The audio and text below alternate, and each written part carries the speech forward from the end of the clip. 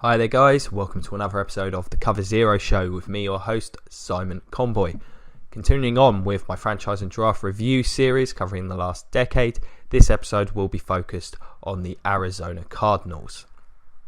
So if you've not seen one of these before, what I'm doing is I'm breaking down the last 10 years worth of records, highlighting playoff appearances, Super Bowl appearances, going through the coaching changes that have occurred in that time frame, and then breaking down all the first and third round selections and 4th through 7th value picks and grading teams drafts. On Friday, I'm going to collate all that data during the weekly review episode, combine it all, give you guys some really interesting stats. Hopefully we'll be able to figure out whether there is a direct correlation between good drafting and good regular season records. So definitely recommend checking out if you enjoy this episode. If you've seen one of these before, thanks for watching another, and sorry you had to hear that. I will explain the draft grading process once I get to that section of the episode. So the Cardinals have had two head coaches in this time span, Ken Whisenhunt from 2007 to 2012 for the sake of this, and Bruce Arians ever since. In that time frame, they've amassed 86 victories, 73 losses, and the one tie, that bizarre game against the Seahawks last season. In that time, they've had 3 division title wins, 2 of them under Kurt Warner, 4 playoff appearances, and a Super Bowl loss, that classic game against the Steelers. So after Whisenhunt, once Warner retired, they had that unfortunate period, still had a good defence, mess at quarterback, that's affected their records. Arians has come in, done a really good job, kept things sort of going. Not sure where the Super Bowl window is right now. Underachieved last season, very disappointing. It'll be interesting to see how this team goes moving forward, but I feel they definitely need to have a successful draft this year. So going on to the drafts, as I say, first 3 rounds I'll be going through each individual pick made in the last 10 years. I will be attributing a grade. It will either be solid, it was a good pick, they'll be happy with the production they got there. Might be mediocre and won't affect the score. It'll be +1 if it's solid, and if it's a bust, it will be -1 to the score. First 3 rounds, that's where you're expecting to get starters and contributors. I'm being a bit more strict with first rounders, also taking more into account specifically where in the round they were selected. With rounds 4 through 7, most of these players do not achieve anything in the league. I'll be highlighting players that did and giving the team a +1 score for a value pick. So 2007, a great draft. Cardinals were picking 5th. They selected offensive tackle Levi Brown. He was a bust. He was not a good player, particularly for a player picked that highly. In the second round, Alan Branch, defensive lineman, has gone on to have a pretty reasonable NFL career, just edging this one towards solid, but it was close.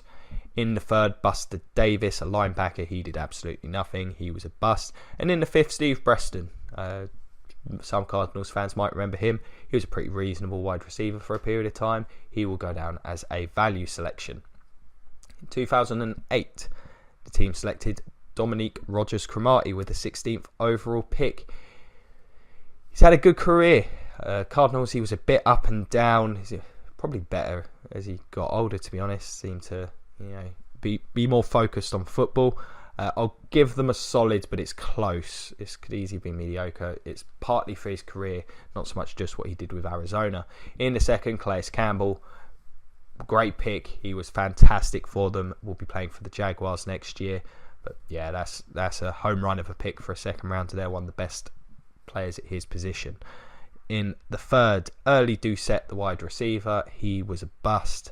In the 5th, Tim Hightower, I think that as a running back, he provided pretty good value. Not a bad career for a 5th rounder, so I'll give them that. In 2009, they selected running back Beanie Wells with the 31st overall pick. He was an absolute bust. Had a very disappointing career. In the second, Cody Brown, a linebacker. I don't remember him ever doing anything. He was a bust. And in the third, Rashad Johnson, a safety. He's had a pretty solid career, was a pretty decent player for them.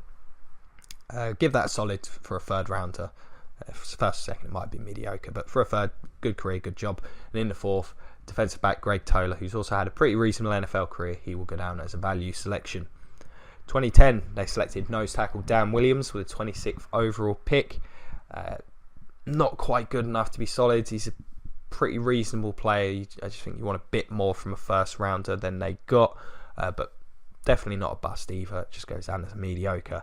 In the second, Darryl Washington, the linebacker. This is a tough one. These ones I've struggled with because I'm trying to grade them consistently, because he was great when he was on the field, but he was such a knucklehead. He's now out of the league. For that reason, I've got to give him a bust. 2 years of production's not quite enough, even if they were high levels of production. This could easily have been a solid. He was great for those 2 seasons. And in the third, Andre Roberts, the wide receiver. No grade attached there. Probably could have gone bust, but between him and Washington, I think one bust is fair. In 2011, selected cornerback Patrick Peterson with a 5th overall pick. Arguably the best corner in the league. Certainly the most athletically gifted. He's been great for them. That's a definite solid, even being a 5th overall pick. In the second, Ryan Williams, the running back, he did nothing. If I remember, he broke his leg in pre-season. Unfortunately, that was a bust. In the third, tight end Rob Hausler. He was not particularly good. He's a bust. In the fourth, Sam Acho, the linebacker. He's been solid depth for them. A reasonable player. I'll give them a value just about there. In the 12th, 2012 draft, my apologies, 13th overall pick was wide receiver Michael Floyd. Similar, I guess, to the Darryl Washington situation. He was okay, inconsistent and underwhelming. I would probably have edged towards bust, even if it wasn't for the situation last year that got him exiled from Zona. But with that being the case, definitely has to go down as a bust, especially being selected that highly in the first round. In the third, Jamil Fleming, a defensive back. He's done nothing to this point, and there's a real need at corner there. If you're good enough, you can start there opposite Patrick Peterson. He's been a bust. In the fourth, Bobby Massey, the offensive tackle. I don't think he's by any means below average starter. Maybe average at right tackle, but pretty good value in the fourth to get someone who can start or contribute on the offensive line, even if it's his depth. And in the sixth, Justin Bethel, a defensive back, contributed for them at times. He will also go down as a value pick, but that one was close. Moving on to 2013, terrible draft. I've commented on this several times. Unfortunately, the Cardinals were one of those who got a poor pick in the first. 7th overall, Jonathan Cooper, who was incredibly highly regarded, actually, in my opinion, was the top player coming out of college that year. Unfortunately, he was a total bust. So, yeah, I got that one wrong.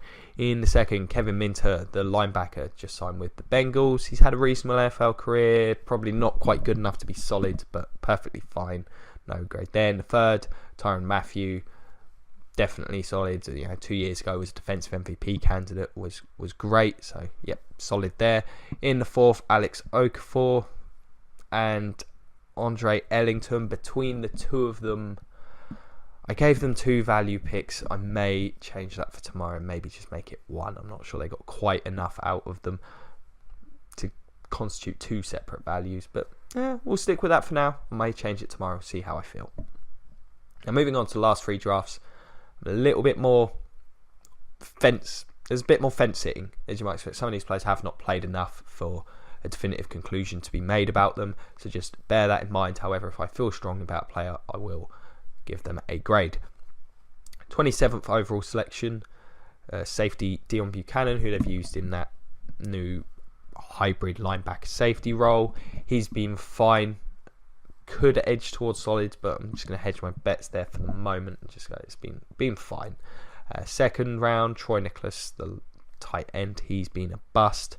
In the third, Kanan Martin, defensive lineman. Not seen anything from him, but benefit of the doubt for now. In the third, also John Brown, the wide receiver, a solid third round pick. Looks like he's going to have a good NFL career.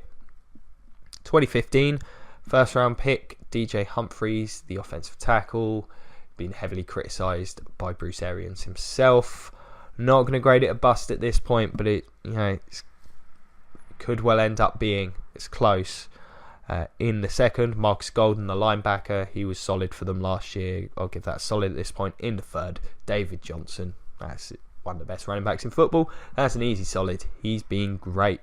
And in the fifth, JJ Nelson, a wide receiver, mediocre player, but pretty good value in the fifth. So I'll give them that there.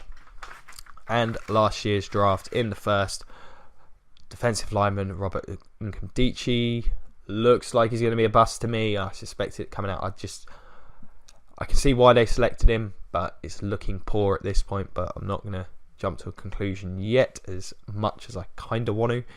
In the third, Brandon Williams, the corner. We'll see what happens there. So in total, Cardinals really struggled in the first round. Only 2 really good picks out of the bunch there. A lot of mediocre players and a few busts. So that's really where they've struggled. They've done a great job in later rounds finding contributors, much like the Seahawks in the division. 9 value picks, only 9 solid. Together, 18 starters is not bad. Or 18 starters and contributors total, but by probably not quite great. 12 busts for a total score of +6, which puts them sort of in the middle. These last couple of drafts have really kept that score down. They had sort of a spell where they were getting really good value out of players. It'll be interesting to see how these 2 drafts come along. They're not looking great at this point, those 2 first rounders. So, what do you guys think? If you enjoyed the series so far, any comments, anything you agree, disagree with that I've gone through in this episode, let me know in the comments below. Cover Zero, Facebook, find me on Twitter. More than happy to try and get back to absolutely everyone I possibly can. As I say, check out tomorrow's episode. It'll really bring all this information together and be, I think, a really informative and interesting episode. Really enjoyed doing this series so far. If you've enjoyed it, check out some more. Check out the free agency reviews from last week. Pretty happy with how those turned out. Thank you very much for your time. Don't forget, like, share, subscribe, check out the Patreon, all that good stuff. It's been a pleasure as always, and go Bucks.